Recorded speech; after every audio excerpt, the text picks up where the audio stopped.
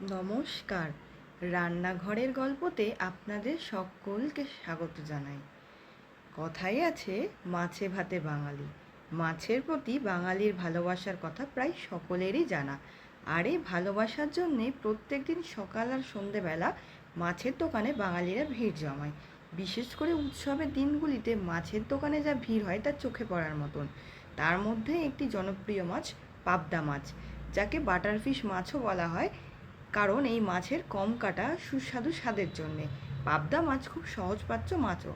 তো আমি আজকে আপনাদের জন্য নিয়ে চলে এসেছি দই পোস্ত পাবদা, যা খুবই সহজ একটি রেসিপি, খুব কম সময়েও হয়ে যায় আর খেতেও খুব সুস্বাদু হয়। পাবদা মাছে থাকে প্রচুর পরিমাণে প্রোটিন, ওমেগা 3 ও ওমেগা 6 ফ্যাটি অ্যাসিড। এছাড়াও থাকে ক্যালসিয়াম, ফসফরাস, ভিটামিন B12 ও ভিটামিন ডি, যা আমাদের হাড়ের জন্য খুবই ভালো। এছাড়া পাবদা মাছ আমাদের শরীরের জন্য খুবই ভালো একটি সহজপাচ্য মাছ, যার মধ্যে খুব কম পরিমাণে ক্যালোরি আর ফ্যাট থাকে। এছাড়াও পাবদা মাছ চোখের জন্য ভালো, আমাদের স্কিন চুলের জন্যও ভালো, হার্টের জন্য খুব ভালো। পাবদা মাছ খেলে আমাদের শরীরে রোগ প্রতিরোধ ক্ষমতা বাড়ে, এছাড়া ব্রেনের কার্যক্ষমতাও বাড়ায় পাবদা মাছ। তো চলুন পাবদা মাছের এই রেসিপিটা আপনারা দেখে নিন। আপনারা বাড়িতে অবশ্যই ট্রাই করবেন। আর যদি আপনাদের আমার এই ভিডিওটি ভালো লেগে থাকে তাহলে রান্নাঘরের গল্প চ্যানেলটিতে প্লিজ সাবস্ক্রাইব করবেন, আমার এই ভিডিওটিতে একটি লাইক করবেন, আর কমেন্ট বক্সে কমেন্ট করে জানাবেন কেমন লাগছে আপনাদের আমার এই ভিডিওগুলি। তো চলুন দেখে নেওয়া যাক আজকে এই রেসিপিটি। আপনারা সকলে আমার সাথে থাকুন আর দেখতে থাকুন রান্নাটি। দই পাবদা পোস্ত বানানোর জন্যে আমি কি কি উপকরণ নিয়েছি পরপর তোমরা একে একে দেখে নাও। পাবদা মাছগুলোকে ভালো করে কেটে ধুয়ে তারপর আমি এখানে নিয়ে নিয়েছিলাম দই, সর্ষের তেল, পোস্ত, পেঁয়াজ, এছাড়া 2 চামচ সাদা আর কালো সর্ষে মিক্সচার করা।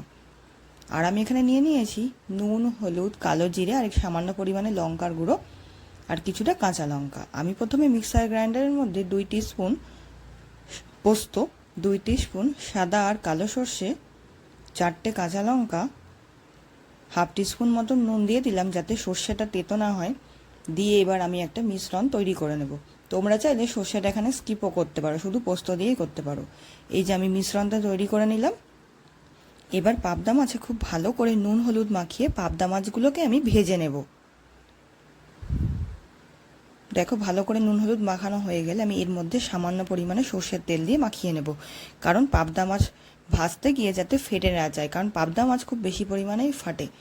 এবার কড়াইতে কিছুটা পরিমাণে সর্ষের তেল গরম করে তার মধ্যে আমি পাবদা মাছগুলো ভেজে নিচ্ছি। আমি একটু লাল লাল করেই পাবদা মাছগুলোকে ভাজবো। দেখো পাবদা মাছগুলোকে আমার ভাজা হয়ে গেছে। এবার আবার কড়াইতে কিছুটা পরিমাণে তেল দিলাম আমি। তারপর আমি ফোড়নের মধ্যে কালো জিরে দিয়ে দিলাম সামান্য পরিমাণে। কালো জিরেটা সামান্য ভেজে সামান্য গন্ধ বেরোলে এর মধ্যে আমি যে বড় 2 টেবিল স্পুন টক দই নিয়েছিলাম সেটা দিয়ে আমি ভালো করে কালো জিরার সাথে মিশিয়ে নিচ্ছি। 3 থেকে 4 মিনিট মিডিয়াম ফ্লেমে নাড়াচাড়া করা হয়ে গেলে আমি যে মিক্সারটা তৈরি করেছিলাম সেই মিক্সারটা আমি এর মধ্যে দিয়ে দিলাম। মিক্সারটা দেওয়ার 3 থেকে 4 মিনিট পরে আবার হাফ টিস্পুন নুন আর হাফ টিস্পুন হলুদ গুঁড়ো দিয়ে দিলাম। নুন আর হলুদটা তোমরা তোমাদের পরিমাণ মতন ব্যবহার করবে। এবার আমি ভালো করে দই আর মশলাটাকে মিশাতে থাকবো। 7 থেকে 8 মিনিট কষানো হয়ে গেলে মিডিয়াম ফ্লেমে এবার মাছগুলোকে আমি এর মধ্যে দিয়ে দিলাম। খুবই কম সময়ে রান্নাটা হয়ে যায়, খুব একটা বেশি সময় লাগে না এর জন্যে। দিয়ে আমি ঢাকা দিয়ে 5 মিনিট রেখে দিয়েছিলাম। দই আছে বলে জল ছেড়েছে মশলাটাতে। তোমরা চাইলে যদি ঝোল করতে চাও সামান্য পরিমাণে জল অ্যাড করে দিতে পারো এর মধ্যে। মাছটাকে এবার আমি মশলাগুলোর মধ্যে দিয়ে 5 থেকে 7 মিনিট মিডিয়াম টু হাই ফ্লেমে ফুটিয়ে নিলাম। দেখো আমার পাবদা পোস্ত রেডি। তোমরা এই রেসিপিটি বাড়িতে অবশ্যই ট্রাই করো আর কমেন্ট বক্সে কমেন্ট করে জানিও তোমাদের কেমন লাগলো এই রেসিপিটি। ভিডিওটি দেখার জন্য তোমাদের সকলকে অসংখ্য ধন্যবাদ। সবাই খুব ভালো থেকো।